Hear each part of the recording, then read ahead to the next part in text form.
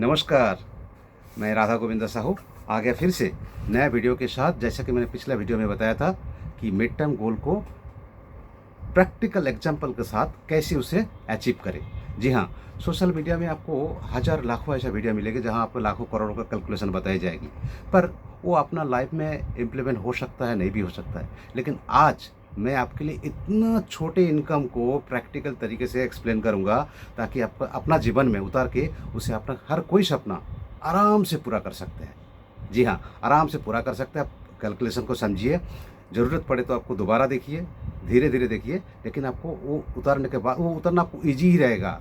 वो इतना सरल भाषा में मैंने कैलकुलेशन किया है ताकि वो आराम से वो आपका लक्ष्य की ओर ले जाएंगे। चलिए, बात ना करते हुए फटाफट स्क्रीन पे चलते हैं जहां आपको मैं समझाऊंगा मिड टर्म गोल को डिटेल में कैसे उसे अचीव करें।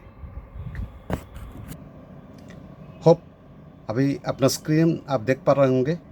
जी हाँ, एकदम छोटा सा इनकम मैंने दिखाया आपको लोअर मिडिल क्लास के लिए।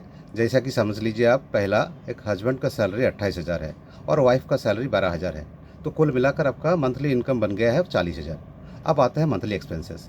जनरल एक्सपेंसेस जो होता है हम सब के लिए, रेंट हो गया, रेशन हाउस होल्ड हो गया, चाइल्ड स्कूल फीस हो गया, यूटिलिटीज लाइन, मोबाइल, गैस वगैरह वगैरह। पेरेंट को सपोर्ट के लिए 3,000, मिसलेनियस 5,000, कुल मिला के आपको टोटल महीने का एवरेज खर्च आएगी 33,000। तो आपका जो सेविंग्स होगा मंथली ऑन एन एवरेज 7,000। अब आते हैं गोल पे। देखिए, जैसे कि मैंने बताया, गोल आपका कुछ भी हो सकता है। मैं एक दो एग्जांपल के लिए लिया है, घर का डाउन पेमेंट हो या बिजनेस स्टार्ट करना हो, तो 5 साल में ये आपको सपोज 4 लाख अचीव करना है। लेकिन यहाँ पे एक और चीज़ है कि आपको गोल से पहले, आप तो पहले प्रायोरिटी फिक्स करेंगे ही, लेकिन सबसे पहले आपको एक इमरजेंसी फंड बनाना ज़रूरी है। क्योंकि अगर इमरजेंसी आई, सपोज़ हॉस्पिटल बिल हो, जॉब लॉस हो, फैमिली कुछ भी हो सकता है, तो जो आपका गोल या सपना का जो पैसा है वो टूट जाएगा। इसीलिए पहला आपको यहाँ पे देख पा रहे होंगे स्टेप 2 में इमरजेंसी फंड प्लानिंग का एक तरीका बताया मैंने। सपोज़ आपको 2 साल में 1 लाख रुपया जमा करना है, तो 2 साल मतलब 24 महीना है। अगर 1 लाख अगर 24 महीने में आपको अचीव करना है, तो लगभग 4,200 आपको हर महीना सेविंग्स करना होगा। और स्ट्रैटेजी कैसे सेविंग्स करेंगे, उस 4,000 को आप या तो कोई आरडी में डाल सकते हैं या ढंग वाला कोई लिक्विड म्यूचुअल फंड में डाल सकते हैं। तो इस तरह से आपको 2 साल में आराम से आपका 1 लाख रुपये रेडी हो जाएगा। अब बचता है उस 7,000 में से 4,000 अगर आपका लिक्विड फंड या आरडी में चला गया, तो बचता है आपको 3,000 रुपया। जैसे रिमेनिंग सेविंग्स जो है 3,000 प्रति महीना। आप क्या करेंगे, आप सपोज मैंने एग्जाम्पल के लिए, आपको घर खरीदना है, 3 साल में आपको 4 लाख रुपये इकट्ठा करना है। जैसे देखिए, पहला 2 साल आप इमरजेंसी फंड बनाने में 4,000 रुपये खर्च किए होंगे, तो आपको बचता है 3,000। तो 24 महीने में अगर 3,000 रुपये आपका जमा होता है तो आपका सेविंग्स होता है 72,000। और आखिरी 3 साल में जबकि इमरजेंसी फंड आपका बन चुका होगा, तो 36 महीने में 7,000 रुपया अगर बनता है तो 2,52,000। इस तरीके से आपका डायरेक्ट सेविंग्स हो जाएगा 3,24,000।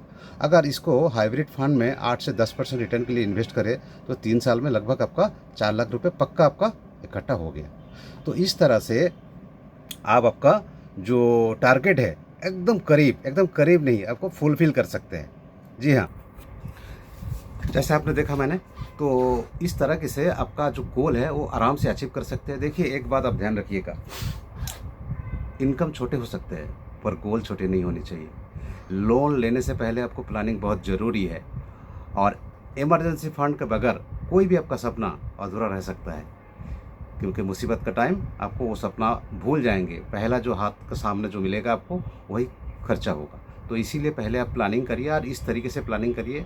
मुझे विश्वास है कि आप आराम से अपना लाइफ में अचीव करके डिसिप्लिन के साथ ये बिल्कुल हासिल कर सकते हैं। जी हाँ, आज के लिए इतना ही। फिर मिलेंगे अगले वीडियो में कोई और मददगार दिलचस्प वीडियो के साथ। आज के लिए इतना ही, और मिलते हैं अगले वीडियो में।